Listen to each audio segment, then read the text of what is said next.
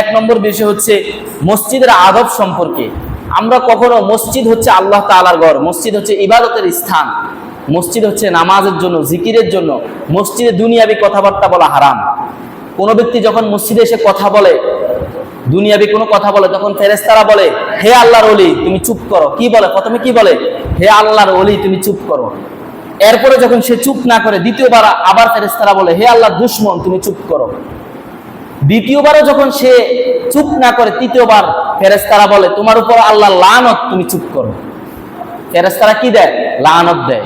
এই কারণে আমরা অনেকে দেখি মসজিদে এসে কথা বলি, এগুলা কখনোই করব না। যদি আপনি এই সমস্ত কথাবার্তার মধ্যে লিপ্ত থাকেন, তাহলে আপনি ফেরেশতাদের এই সমস্ত কথার সম্মুখীন হবেন।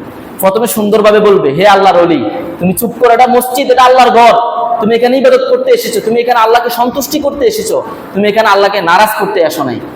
এখন উল্টা, আমরা নামাজ পড়তে এসে যদি কথা বলি, তাহলে আল্লাহ তো আমার উপর সন্তুষ্ট হবে না, বরং আল্লাহ আমার উপর নারাজ হবেন।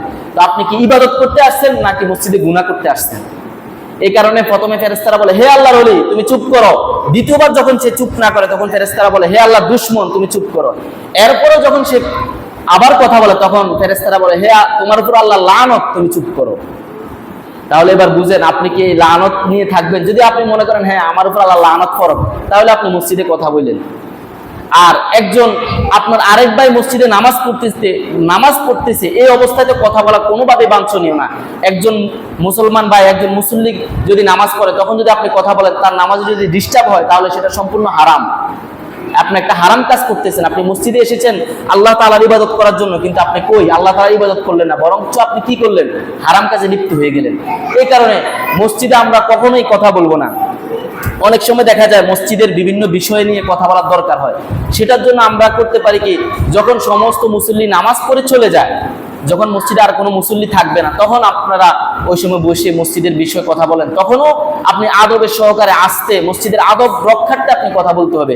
চিল্লে জোরে জোরে কথা বলে তখন আপনি আল্লাহর ঘরের সাথে আপনি বেয়াদবি করতেছেন। এই কারণে মসজিদে চিল্লে খুব বড় সড়ো কথা বলা কখনো বাঞ্ছনীয় না। আমাদের এলাকার মধ্যে মসজিদ আছে, আলহামদুলিল্লাহ। আমাদের এলাকার মসজিদের মধ্যে, মসজিদে যে বিভিন্ন মসজিদের বিষয় নিয়ে অনেক সময় দরকার হয় না, কমিটি নিয়ে বিভিন্ন কথাবার্তা, যেমন আপনাদের তারাবির আগে তারাবির ইমাম সাহেব নিয়ে আপনারা মিটিং করছেন, কিভাবে নেওয়া যায় ইত্যাদি, এগুলো আমাদের মসজিদে হয় না। আলহামদুলিল্লাহ আমাদের এলাকার মসজিদে কোনো মসজিদের কমিটি, মানে মসজিদের কোনো কাজের আলোচনা মসজিদে হয় না। আলাদা একটা কাছারি আছে, ওই কাছারির মধ্যে মসজিদের যত মিটিং মিছিল আছে, মিটিং আছে, এগুলো হয়। যদি সম্ভব হয়, আপনারাও যদি মুক্তভাবে সম্ভব হয়, তাহলে যেগুলো বেশি বড় বড় আলোচনা, যেখানে অনেক মানুষ হইবে, হই হুল্লোড় হবে, যেখানে 10 জন মানুষ থাকবে, সেখানে 10টা কথা হবে স্বাভাবিক। তখন একটু অনেকে উঁচু গলায় কথা বলবে, অনেকে রাগ দেখাইবে, অনেকে হয়তো আল্লাহ না করো গালিও দিয়ে ফেলতে পারে মসজিদে। তো আপনি যদি মসজিদে গালি দেন, তাহলে আপনার অবস্থা কি হবে? এই কারণে উত্তম হইলো আপনি মসজিদের বাইরে যদি কোথাও ব্যবস্থা থাকে, যেমন আপনাদের মুক্তঘর আছে বা অন্য কোথাও ব্যবস্থা থাকলে, সেখানে এই সমস্ত মসজিদের বিষয়ে আলোচনা করে। আর যদি করতে হয়, তাহলে মসজিদের আদব রক্ষা করে আপনাকে আলোচনা করতে হবে।